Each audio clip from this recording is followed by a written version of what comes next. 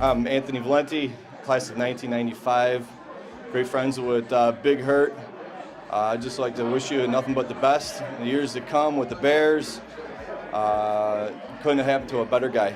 Hey Clint, Coach Benham, H.O.F, very proud of the fact that you made the Hall of Fame.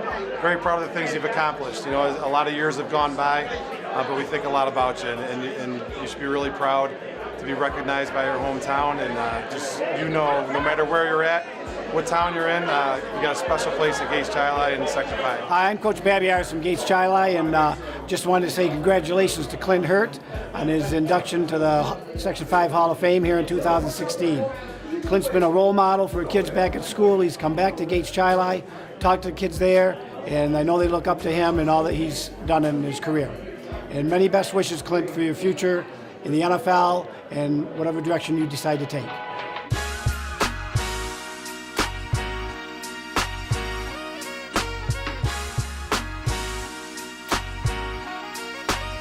Standing by is Marcelli Mossman with Coach Jim Briggs.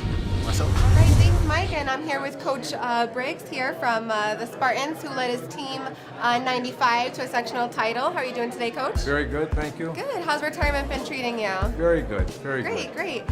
When and how did you find out that Clint was being inducted into the Hall of Fame?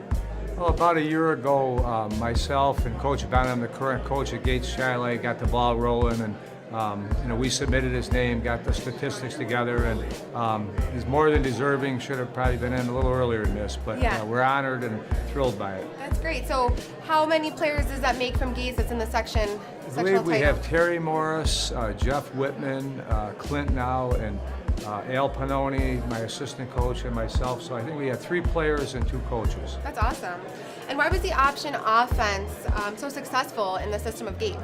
Well, it was hard to defend. A lot of people, an average amount ran it, but everybody didn't, and it was tough to defend if you just played, a team that ran it once a week. And we worked hard on it. The kids believed in it. Right. And, so we had a lot of success with it. Awesome. And how has the high school game changed from past to today? Well, today everything is the spread, wide open offense. I think it's more fun for the kids today because you're throwing the ball a lot more, but it's still football. Any way you cut it, at the end of the day, it's football. Great. Well, thank you very much, My Coach. pleasure. Thank you. Now we're going to take it over to Mike, who's talking with Clint. Welcome back. I'm Michael Anthony, and I'm joined by Clint Hurtt, who's being inducted into the Section 5 Hall of Fame. How you doing, Clint? Doing great, man. Good to see you. You too. Always a pleasure. A couple questions for you to have. When and how did you find out that you were being inducted into the Section 5 Hall of Fame? First day is maybe 3 weeks ago. I got a phone call from Jason Benham, who's the head coach at Gates Chili High School now, and he was our offensive coordinator at Gates at that time. Right. He called me and said that I think you're going to be getting a letter here in the mail. And sure enough, the next day I got the letter in the mail from Dick Cerrone that the congratulations letter saying I was inducted. Wow, that's awesome. So what does this day mean to you as far as being inducted into the Hall of Fame? It means a lot. It's a special day. It's been a long time. I've been gone since I left to go to college, and now coming back to Rochester to be honored, but obviously see people, friends, and family, and have this opportunity to share with all of them. It makes it a special day. It really is. It really is a special day for you. I'm very proud of you, too. I appreciate it. A third question that I do want to ask you is, who were your influence, both maybe personal and sport athlete? Easily personal was my dad. Kept me grounded, stayed on me about everything that I did academically. Right. And even when I had my falters, just staying on me about just how to get myself refocused, prioritize. So I would say him in a personal matter, and he still is to this day. And then professionally, I've had so many coaches that have taken me under their wing. Right. Butch Davis, Curtis Johnson, Andrew Swayze, who was our strength coach at Miami. He was the best man at my wedding. Right. So I've had a lot.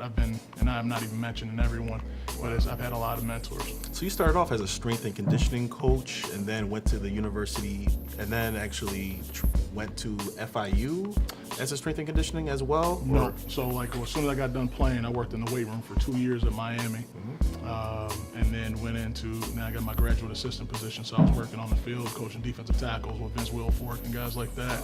And then after doing that for 2 years, then I went to Florida International as a defensive line coach there and coached their first ever NFL draft pick out of the school. You also did some recruiting too. You're the recruiting coordinator? Yep, recruiting coordinator when I came back to Miami in 2006 and kept the recruiting coordinator title from Miami in 2006 to my last year, 2009. Yeah.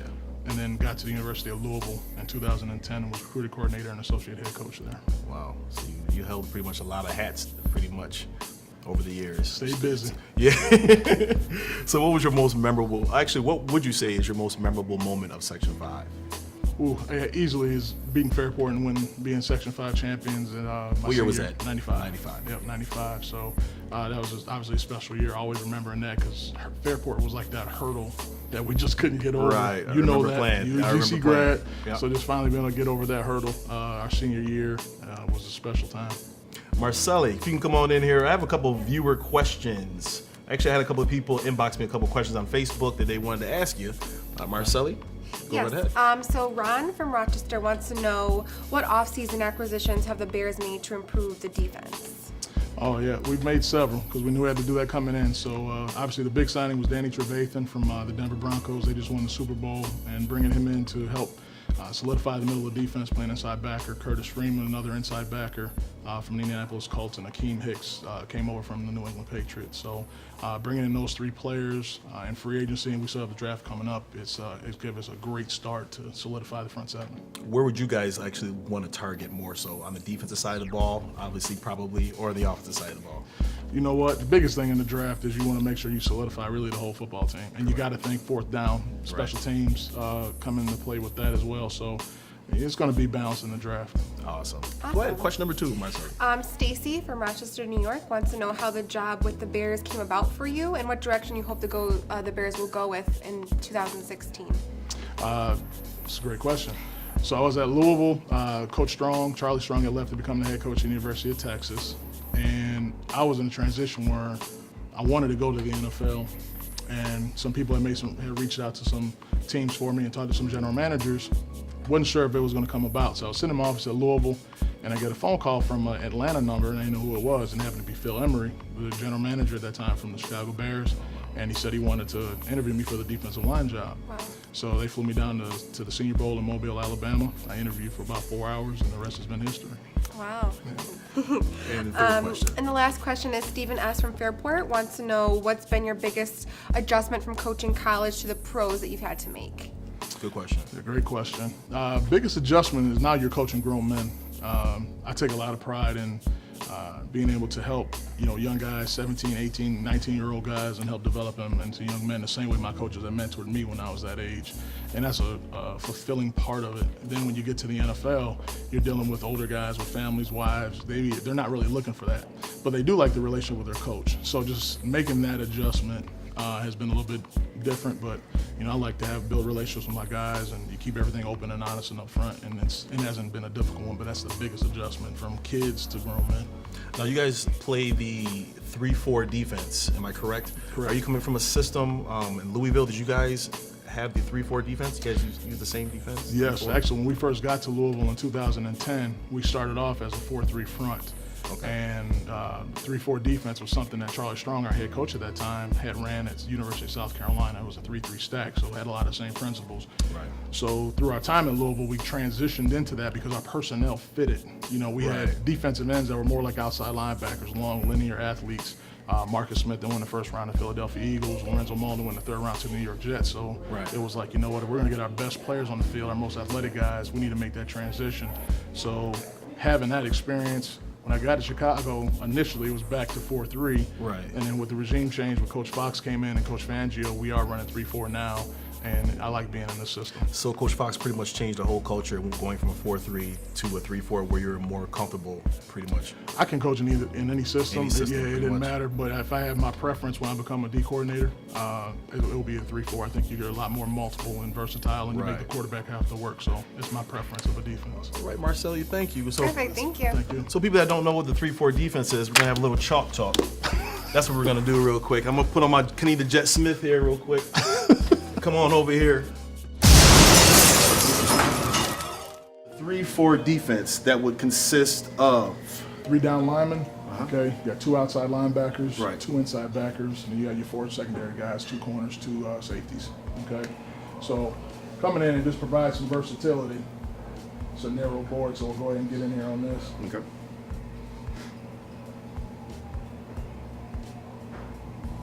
So right now you got your corners on the outside. Right. Two guys on the edge away from the tight end is your will. To the tight end is your sandbacker. Okay. All right. You got an end, you got a nose, you have another end. Here's your mic. Right. And then our second inside backer we call a jack. Yeah. All right. Free safety is weak. Obviously strong safety is strong. Right. Okay. So basically, it's 4 outside linebackers though. 2 outside backers. 2 outside and backers. 2 inside backers, and then your ends are your big guys. They're really, in essence, like D tackles in a 4-3 system. And they can pretty much drop back into coverage if. The outside linebackers can, absolutely. So what it gives you the versatility of is this. In college football today, because of all the zone read offenses and whatnot, you get coaches like Urban Meyer, they say, if I see 4 down, it's a touchdown. Right. They're going to be off to the races. Right. So when teams decide to get into one-back sets and they get the quarterback in the gun, okay, and right now they want to walk a player out, so let's just say this is your slot receiver. Right. Well, in order to maintain your disguise, this outside linebacker has to be a guy that can walk out in coverage as well, okay? And the quarterback now, when you run the system, you don't know where the 4th rusher is coming from. Is it the outside backer over here away from the tight end? This is your sandbacker. And now he has to work his read off of that. So if they want to run the zone read system and coming here, the guy he's actually going to be reading off is going to be this outside backer. Oh, wow. Okay? If they want to run the passing game off it, now you got a 250-pound guy that's going to reroute a wide receiver as opposed to a 185-pound nickel. So what he'll do is he'll get a quick jam on him. Absolutely. Get a And then go reroute, right take the inside. pressure off of the safety. You just do a lot of different things, multiplicity-wise, what you want to do with the Right. front. Where in the 4-3, it's a little bit more difficult, and these guys are in 3-point stances. At least when you're standing up in the 2-point, you can see the field, and now you can play ball. So it's a stand-up position for the linebackers on the outside, the 3-4, and then the 4-3, they're Generally 3-point. speaking, they're down 3-point They're stances. down 3-point stances, and they'll rush from the outside pretty much. Absolutely. And then anytime we go to nickel, if we do want to get speed on the field to match speed with speed, Right. we can bring a nickel in the game, okay, which is just a third corner in essence. And now you take the nose out, the 2 guys that were playing defensive ends, now they're playing tackles inside, and the guys that were playing outside backer, they're now the defensive ends. And they're standing up though. So what would be your biggest concern here if the other team ran a draw? What if they run a draw here? Well, the biggest thing is if you get the tight end right now, if he's going to release inside for the backer, okay, the guys on the edge of Sam and the Will, they got to Right. be able to recognize the difference in the set. The guy tries to come upfield, they got to be able to squeeze and retrace, come back to the football. All right, this guy right here, we're playing the 3 technique on this side, okay? He's got to do the same thing as the ends and squeeze it. He's got to be able to play the double to keep the jack clean. So now you got a chance to be able to constrict run lanes and be able to come back. You can always do things schematically if you want to run a game, send the 3 technique up the field, bring the sand back underneath. That makes it hard for the guard to pick it up, and the sand will now have a free shot at the back. I love this football talk, this football lingo, boy, I tell you. It brings me back to my days back in 95. Boy, I tell you. Clint, it was a pleasure, man. Man, thank you very much, Mike. Great seeing you. And before you go, I want to give you something here real quick. Since you used to beat us all the time in John Madden football, was it John Madden? No, I think it was... It was every game you guys ever put on the every system. game we used to put on. I think it was Super Tecmo Bowl. Tecmo Bowl. NCAA. Joe Montana on Sega. Joe Montana on Sega. Used to Back beat in the us in day. that. So what I did was, I got a trophy made for you that says, if we can get a close-up on this here, it says Clint Hurtt, 1993. I think we got the dates wrong. I think it's more 92-ish. You can add years on for You're how bad I right, used for to high beat bad. y'all. Yeah, he used to beat us pretty bad.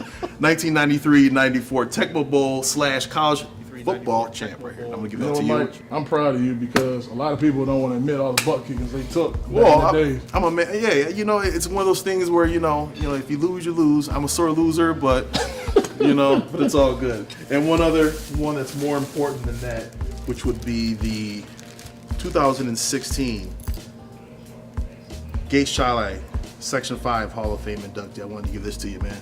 I appreciate that, Mike. Thank you, man. Thank you. Good luck with everything. I appreciate the interview, and we'll be right back with more Mantv News. Mantv. Right after this. And there you guys have it. I'd like to thank all the coaches and teammates that stopped by to give a quick shout out to Clint and everyone who was involved in the development of this Section 5 great. Congratulations on being inducted into the Section 5 Hall of Fame, Clint, and best wishes to you and the Chicago Bears organization.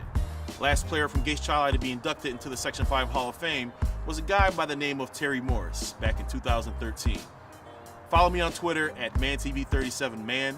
That's ManTV37Man. It may be somewhere up here or down here. And on Instagram at Mantv Ceo. And remember, change your thoughts, and you change the world. Go Bears and go Giants. Until next time, guys. Catch you down the street.